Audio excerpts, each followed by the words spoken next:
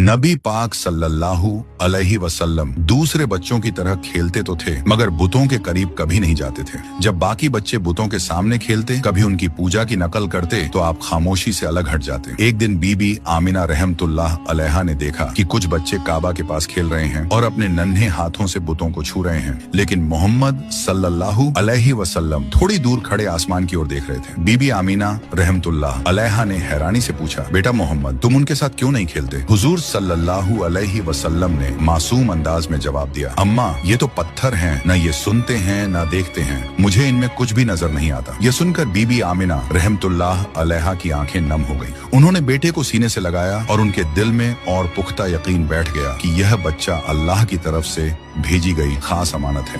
जब नबी पाक सल्लल्लाहु अलैहि वसल्लम 6 साल के हुए तो बीबी आमिना रहमतुल्लाह अलैहा ने फैसला किया कि वह बेटे को लेकर मदीना जाए। वहाँ उनके रिश्तेदार रहते थे और वह चाहती थीं कि हजरत मोहम्मद सल्लल्लाहु अलैहि वसल्लम अपने वालिद की कब्र की ज़ियारत भी कर लें, जो मदीना में ही थी। सफर आसान नहीं था, रेगिस्तान की तपती हवा, ऊंटों की सवारी और लंबी दूरी, मगर मोहम्मद सल्लल्लाहु अलैहि वसल्लम की आंखों में अजीब सा सब्र और हौसला झलक रहा था। वे मदीना में तकरीबन 1 महीने ठहरे। रिश्तेदारों से मुलाकात हुई। जब कब्र अब्दुल्लाह पर पहुंचे तो बीबी आमिना रहमतुल्लाह अलैहा ने कहा, बेटा, यही तुम्हारे वालिद की कब्र है, वह तुमसे बहुत मोहब्बत करते हैं। हुजूर सल्लल्लाहु अलैहि वसल्लम खामोशी से कब्र के पास खड़े रहे। मासूम आंखों से आंसू बहते रहे मगर जुबान से कोई लफ्ज न निकला। मदीना से वापसी पर काफिला अब्वा नाम की जगह पहुंचा। वहीं अचानक बीबी आमिना रहमतुल्लाह अलैहा बीमार पड़ गईं। बीमारी इतनी बढ़ गई कि चलना फिरना भी मुश्किल हो गया। उन्होंने अपने बेटे को सीने से लगाकर कांपती आवाज में कहा, बेटा मोहम्मद, शायद अब मैं तुम्हारे साथ न रह सकूं, मगर याद रखना, तुम कभी अकेले नहीं होगे। अल्लाह तुम्हारे साथ है। तुम्हें वो जिम्मेदारी मिलेगी जो दुनिया में किसी और को नहीं मिली।